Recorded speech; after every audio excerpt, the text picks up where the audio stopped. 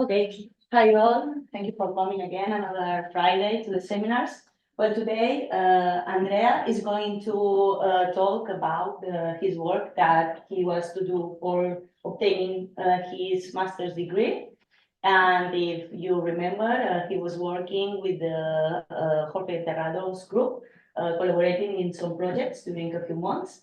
And well, just he finished and is going to present a little part of his work today. So thank you very much for collaborating.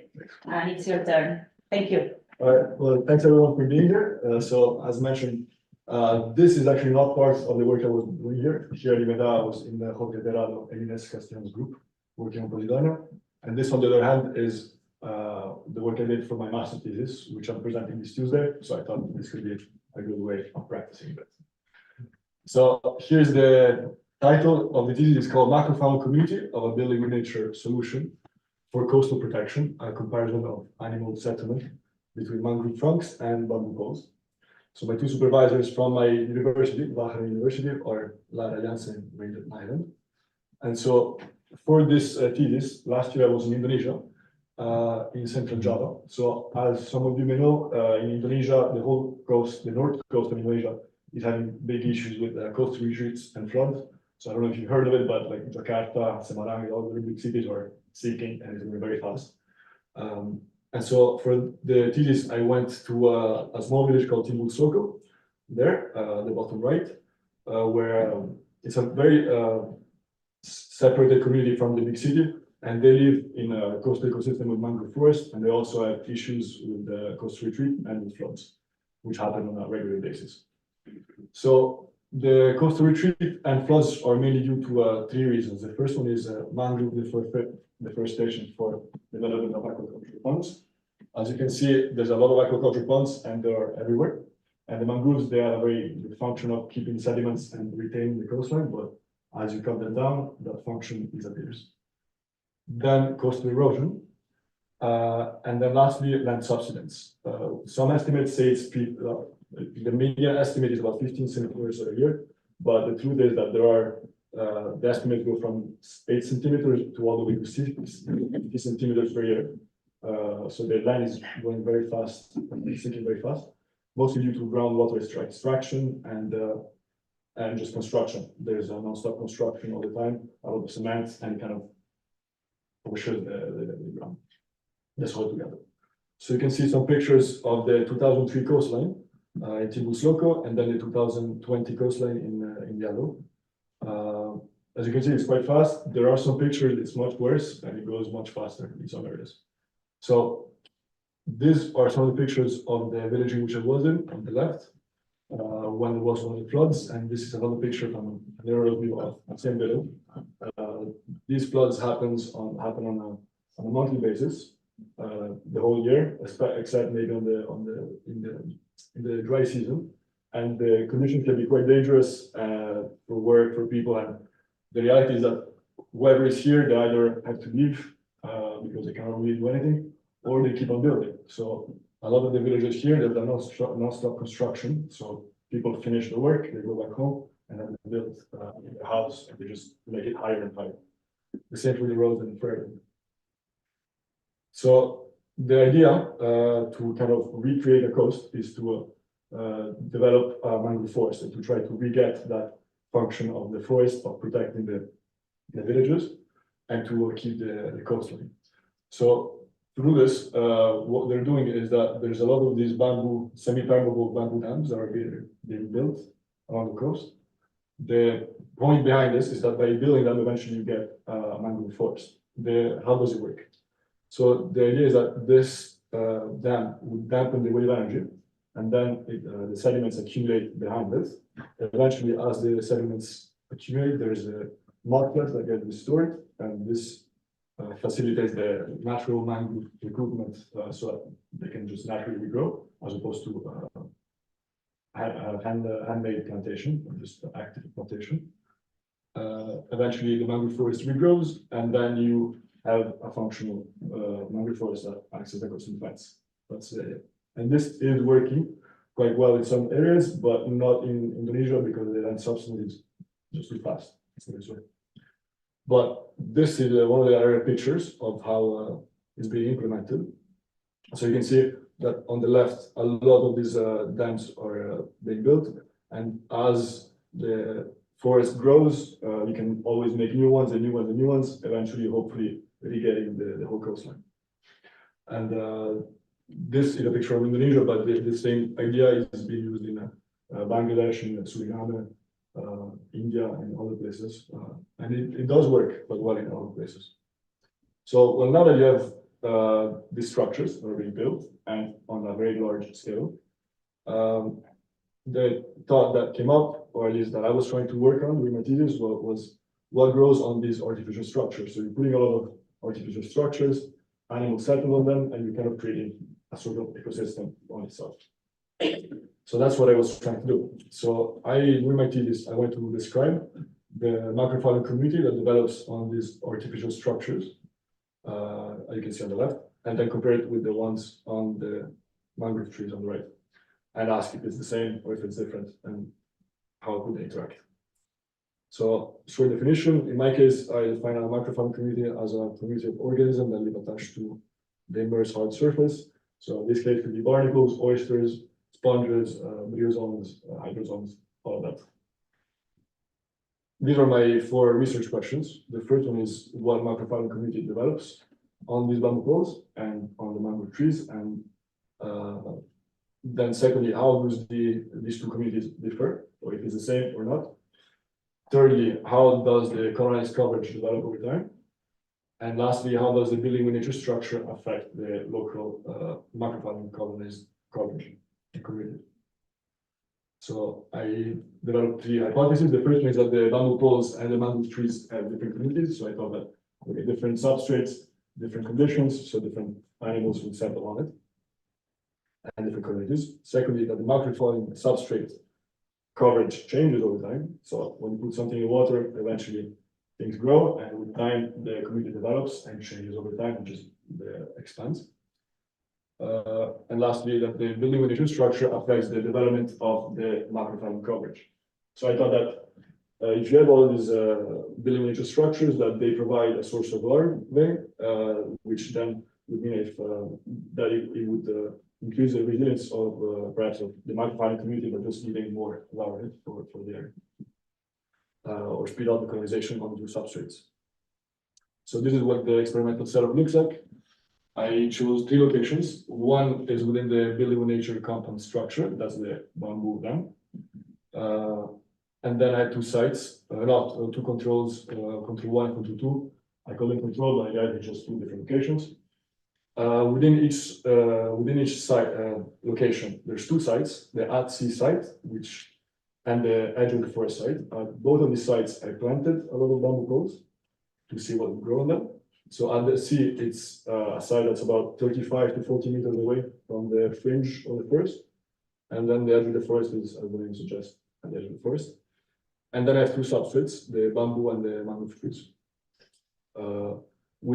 And the mangrove trees in reality are just behind the edge of the edge of the forest belt, so it's the same site. So this is for the experimental setup. What we did is that we took a lot of bamboo poles, we brought them to the field like this, and then eventually we planted them at this sites. So here you can see the sea site in which some poles are planted, and then the edge of the forest site, and right behind them, or right next to it, are the mangrove trees. So the first step was to plant 12 bamboo poles on each site. So I chose 3 replicates, 3 bamboo poles for 4 time points, because I wanted to collect these bamboo poles over a certain period of time, and I wanted to collect them 4 times. And then when you multiply by the location of the sites, that's 72 bamboo poles in total. Step 2 was to scrape off the animals from mangrove trees to make a 0.0, so I could actually compare the bamboo poles and what grew on the mangrove trees. And then lastly, I collected the triples at each site once every 3 weeks. 3 weeks is short, but that's kind of due to the constraints with the visas and the research. And then once I would collect them, I did photo transects of these bamboo poles, and I also did them for the mangrove trees. And then lastly, I recorded some environmental variables like temperature, salinity, oxygen, and water current speed. And I did this 4 times. Oh, okay, so this is how the dinosaur collection looks like. On the left, a lot of bamboo poles collected after one very long day of fieldwork. The second one is what happens when you don't have a boat. You go with a wooden box to the field, and which can float well. And the last one is just the collecting bamboo poles right there for the transects. Then here is for the transects. So what I did is that I did very small 5 by 5 centimeters quadrant. Small, but it allows for me to get the curvature of the trees and the bamboo poles. So that's the right side that was available. Then on each bamboo or each tree, I had to take 6 pictures. So that's about 18 per site. And when you compare with all the site location, site and time codes, that's about 700 pictures in total around. From these pictures, I created a data set. And for this, I used a method that is not used for Mangrove macrofouling analysis because there is no, I couldn't find a good technique for it. So what I did is I used the core point count method, which is sometimes commonly used for core reefs, to look at the percentage coverage. And it just consists of projecting a certain amount of points, in my case 25, random points on the image, and then labeling each one of these points according to the 5 groups that I got to see there. So there's Amphibalanus, residues of Amphibalanus, Ctamalus, and Ostreidae, because there weren't that many groups, so those are the groups I chose. And then lastly, the wood label, which I gave for both the Avicennia marina trunks and bamboo poles, so they all are put together. Then the data analysis, I looked at the difference over time in bamboo poles with one Villanova and Turkey posthoc, difference over time in mangrove trees, with repeated measurements, one Villanova and T-dust. Repeated measurements because it's always the same trees that I sampled from, where the bamboo poles, they were different at each time point. The difference in location, site, and substrate, 3 Villanova and Turkey posthoc for the time 3 and time 4, where there was the most developed community. Then the community composition between sites, I did the Bray-Curtis similarity metrics with non-metric multi-dimensional scaling. And lastly, the environmental variables, that's 2 ways on the weight and t-tests, pretty straightforward. So this is what the results look like, one of the plots. I'm going to explain this a bit because there's a lot. So on the left, you have the percentage coverage from 0 to 100. The groups, Amphibalanus in red, Ctamalus in orange, which you cannot see because there's not much of it, so it's normal. Ostreidae in yellow, which you will see only on the trees towards the right. Residues of Amphibalanus in green, and lastly the trunk and bamboo poles. Then the locations, building of nature C1 and C2. The sites, edge C trees, and edge C trees. Keep in mind that edge and trees, it's actually the same site. It's always the same edge of the forest, but edge means the bamboo poles at the edge, and trees is the actual trees. Then the times from 1 to 4. It's pretty small, so I don't know if you can see from the back, which is why it's again pretty straightforward from 1 to 4. They go from 1 to 4, and it's easy to know which one is which, simply because at the middle, the bar plots with the biggest coverage, it's always the C sites for this. And then at the bottom is just the number of pictures that were needed for the plot, or that were used actually for the analysis as well. So research questions: what macrofouling community develops on the bamboo poles and on the Avicennia mangrove trees? And how does these two macrofouling communities differ? So first I look at the specific group coverage, and quite quickly I could see on the right is Amphibalanus, that's for the bamboo poles, and there's no Amphibalanus on the mangrove trees. On the other hand, on the mangrove trees there's Ostreidae, but there was no Amphibalanus. So pretty easy to already see there's a bit of a difference. So there's a difference in the percentage coverage of the specific groups between these two substrates. Then I did some NMDS plot to actually look at the whole community as a whole, as opposed to the specific groups. I'm going to focus on just the ones at the bottom right for control 1 and control 2, time 3 and time 4, because it's the most developed communities. So the previous one, it took a bit of, there's a bit less, especially on the trees. So there was nothing on the trees, then really difficult to compare it. And so here you can see that there's a control 1, control 2, time 3 and time 4. In the green, that's the C side, those wide green ellipses. And then in red, that's the edge bamboo poles, and the blue ellipses, that's the trees. I'm gonna highlight them shortly with two lightsabers so that people at the back can also see what it is. Otherwise, I don't know if you can see. But so here again, you can see that there's the way it works is that if the ellipses overlap, then it means that the communities are the same. In this case, the red and blue didn't overlap, so it might not they were quite different. On the other hand, the white green ellipse overlaps a bit on everything, which is a bit misleading. But it turns out that's only because of the fact that for the analysis that use the wood substrate for everything. So it's just an artifact of the analysis, it's not the actual composition. So it turns out there actually is a difference between the mangroves and the bamboo poles. So to answer these questions, the communities are different. The bamboo pole is mostly Amphibalanus and the mangroves mostly Ostreidae. How does the colonized coverage develop over time? Well, there was a very fast colonization of bamboo poles. From time one, everything was filled in. Not filled in because there's still a lot of space available, but it just got up quite quick after 2 weeks. And then it stayed mostly stable, except for a decrease at time 4, which could potentially be explained by the fact that the bamboo poles that were taken at time 4 were stored, and I don't know exactly what conditions, but maybe they got damaged along the way. Or other reasons that I cannot really account for. On the mangrove trees, on the other hand, the coverage increased extremely slowly, over 3 months. Only at the end, you actually started to see something with the oysters, quite different compared to the mangrove trees, to the bamboo poles. And then when I look at the total coverage, I wanted to see differences between the sites and the substrates. So I saw in this case, there was a difference between the edge and the sea sites, pretty stark. The sea sites higher coverage, the edge site much lower. But there was no difference in the total coverage within the same site at the edge of the forest between the bamboo and the mangrove at time 4 and time 3.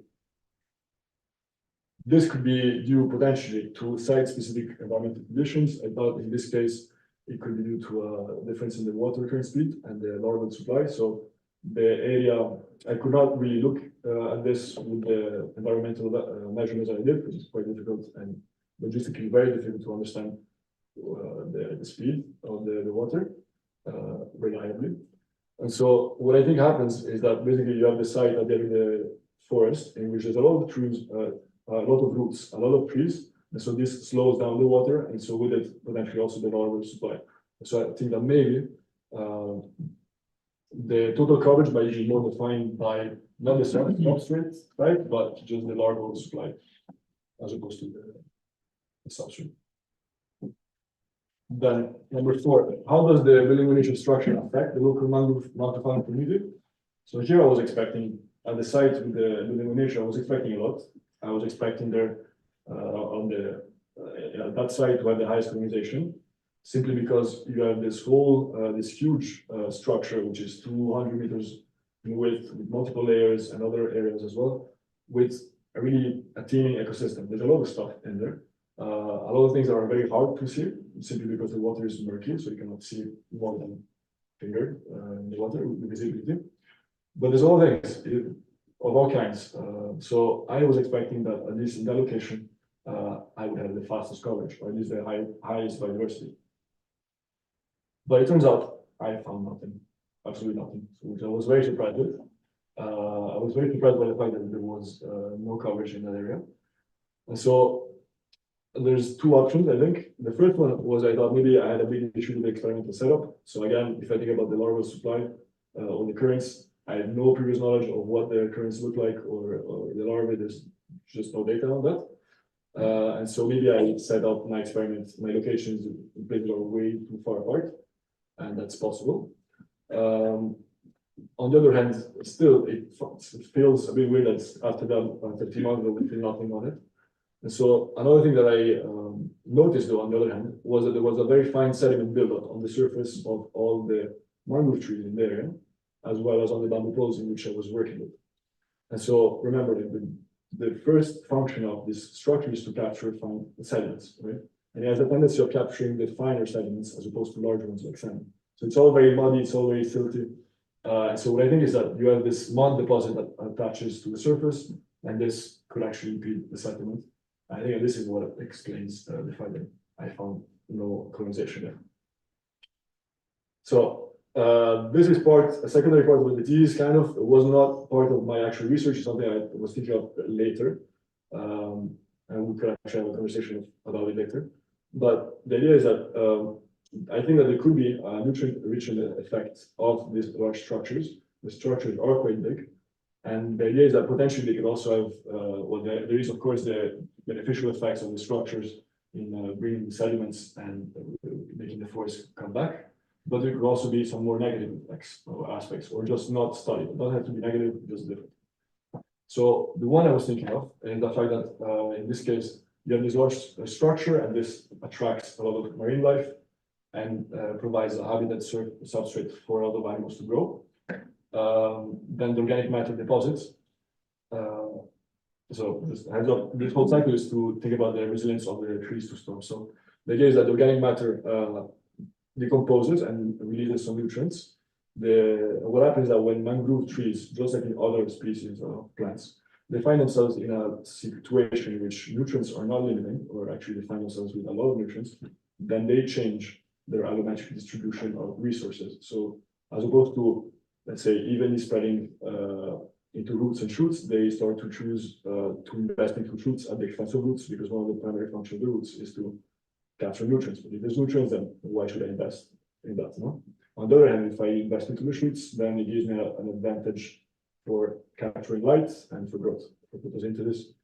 And so what I think that in this case happens, so that the location in which I was working is an area with already a lot of nutrients coming in from all the aquaculture ponds, all the villages, all the settlements. And then potentially you also put the structures that are there. So I think that these trees probably do not find themselves in a place where nutrients are limiting. I think it's the opposite. And so maybe you do have this differential allocation. And so what happens is that when you invest more into shoots, you increase the wind drag forces, and the wind leverage also is easier. And so then the trees have an easier time snapping because there's bigger folder area. And so it decreases the resilience to storms. And the same happens with a different mechanism, but the same happens with the roots. So if you invest less into roots, the sediment retention becomes smaller, the sediment stabilization also, and the tree anchorage also becomes smaller.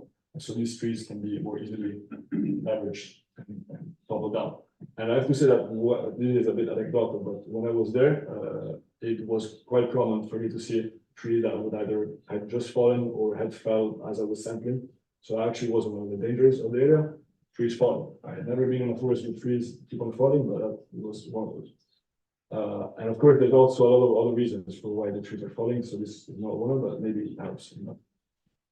So then the trees fall, and then eventually they can again feed into this loop of having the substrate and the organic matter release. Again, this is something that would be interesting potentially to study in the future, but not something we're looking into yet. This is just the same, bigger. I know it's people like slide. So in conclusion, I saw there was a difference in the communities between the mangrove trees and bamboo poles. Potentially, this could be due to antifouling properties of mangrove trees. There has been some research into metabolites that mangrove trees produce. And these metabolites do have some antifouling properties when it comes to barnacles. Whereas mangrove trees, there's no studies that have been published yet. And there is research that tries to look into these metabolites can be used for paints, for boats, and things like this, because they do work for that. Then there was no difference in total coverage between the mangrove and the bamboo within the same site, but there was a difference between the bamboo poles between sites. So could it be that the coverage on the bamboo poles is due to actually environmental influences like the water transportation and the larval supply? Again, something to look into in the future.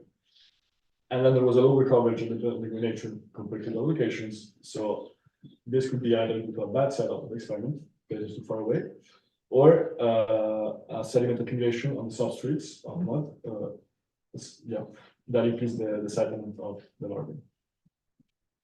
So there are some limitations with this experiment. The first one is that it's short in time. 3 months is not enough to actually see a whole mature community.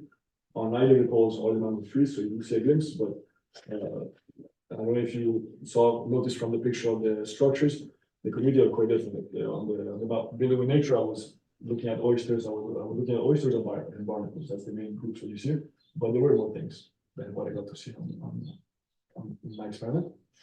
The number of groups studied is quite limited, very small. Again, this is on one part because of the very small group of animals that were found, surprisingly, and also because going to species level, no one knows the species.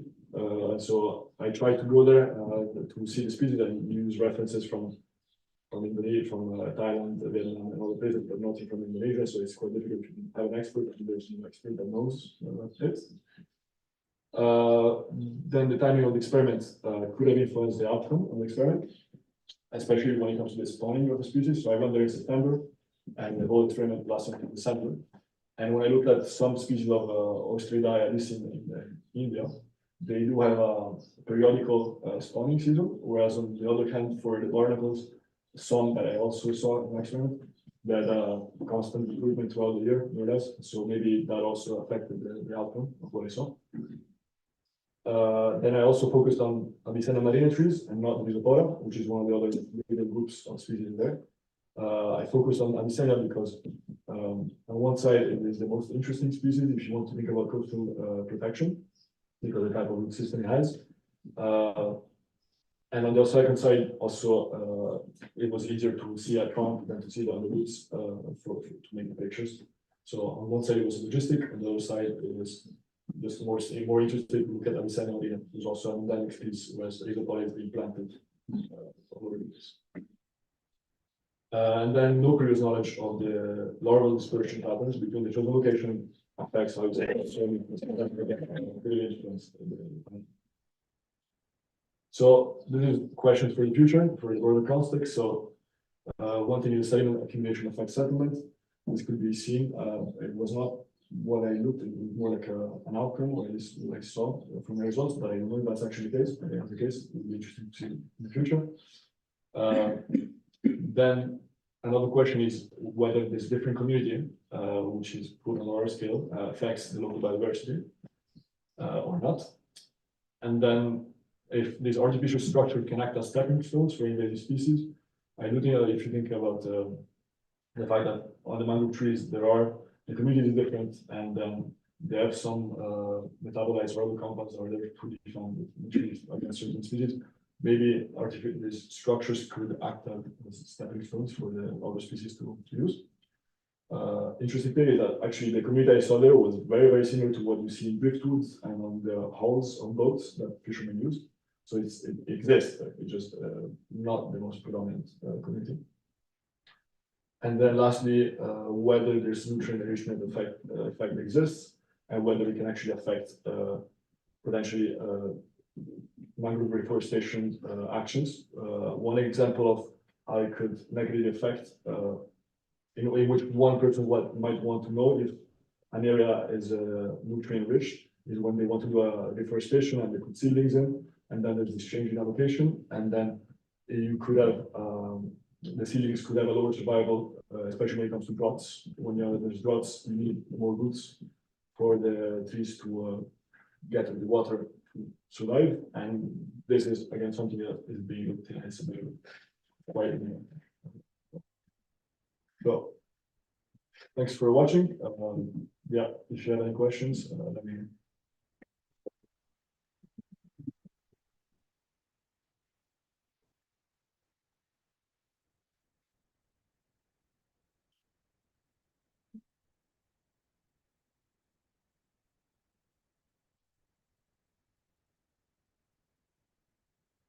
I would like to ask about the setup of the experiment. Yes. Because I almost get lost with this part of the thing. That you explain the site and the. Almost there. Yeah. Okay, so you get bump poles on the three locations. Yeah. So the blue dots are the bamboo poles. So that's where I planted the poles. Okay. Yeah. So on each blue dot site, I planted a certain amount of mangroves. Okay. But then on the side, not the control one, the other one, you had like this big barrier of The yellow one. like in front of the. Yeah, Okay. that's the type of structure that they're using in this case here with bamboo. There's other structure that I can use like with driftwood with other types of wood, but in this case it's bamboo. Okay, because I was confused because I got the Yeah. bamboo pole there, bamboo pole there, I was like, I'm not getting it. Bamboo anyway. Okay, thank you. So the coastal poles are, if I understand well, you planted them close to the mangroves, right? Yeah. So the structure of the local community is the same for the mangrove roots and for the bamboo poles, and still you found the difference in the attachment. Can we repeat? Meaning, if I'm a pole and I'm close to a mangrove and I'm planting here, I don't think that in 10 centimeters there's going to be much of a difference, right? Yeah. And this thing is going to be mixed. Yeah, it's gonna be mixed. Exactly. So have you, if I understand well, you have seen a difference in the species that grow attached to the Yeah. mangroves? Okay. Yeah.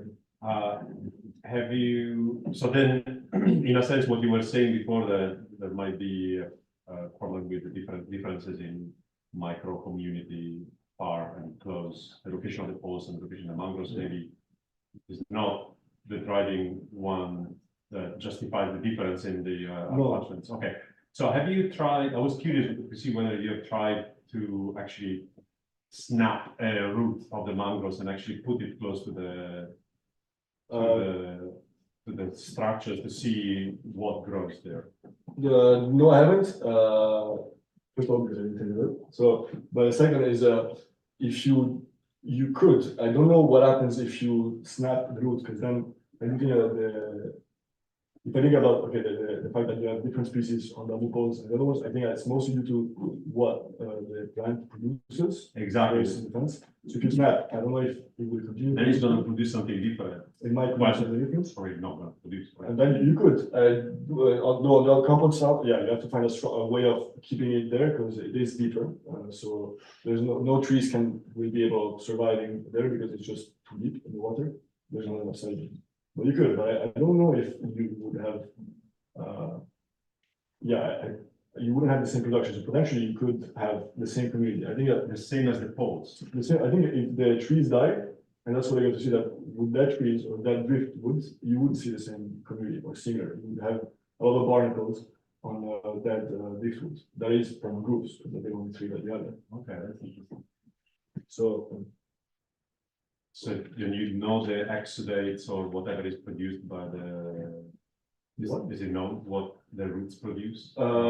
yes, there are some papers. I don't remember the exact name of the compounds, but there are some papers that have extracted these metabolites and then did some experiments to see how effective they are. And they are chemoattractive.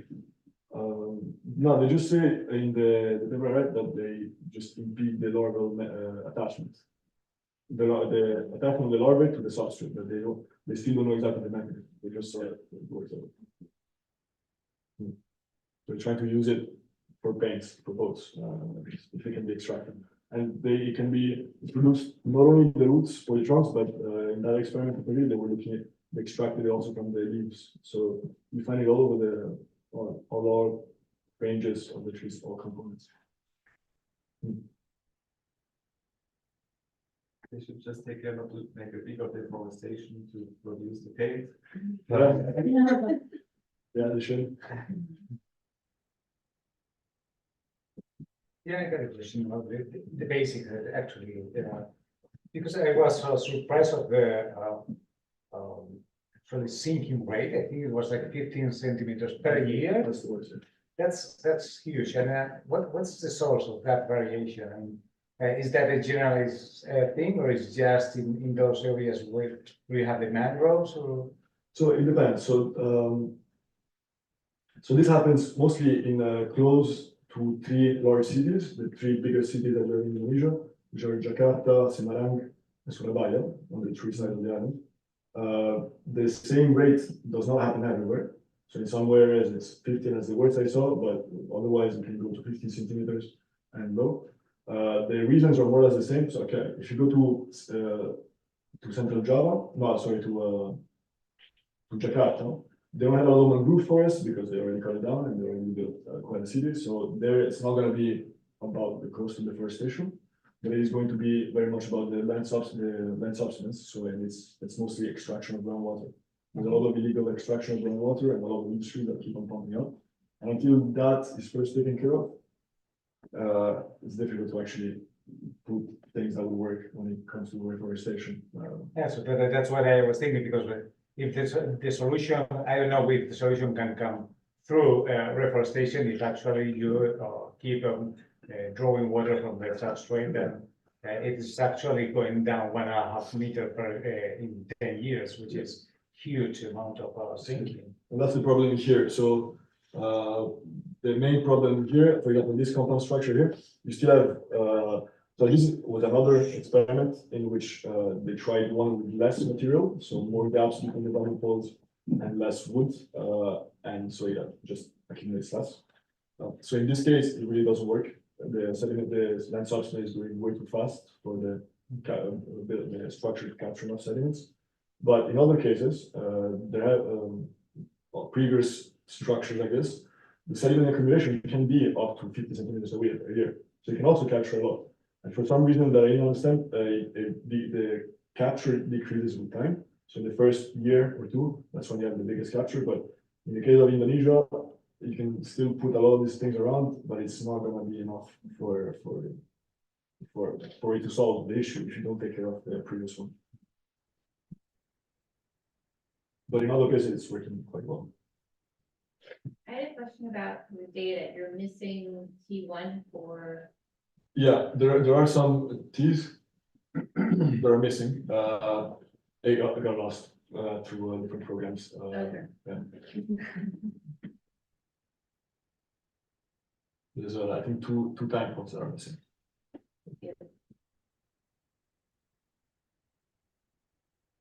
More questions? Okay, I think we can leave it here and let's talk a little more with some beers downstairs. Okay, thank you, Andrea.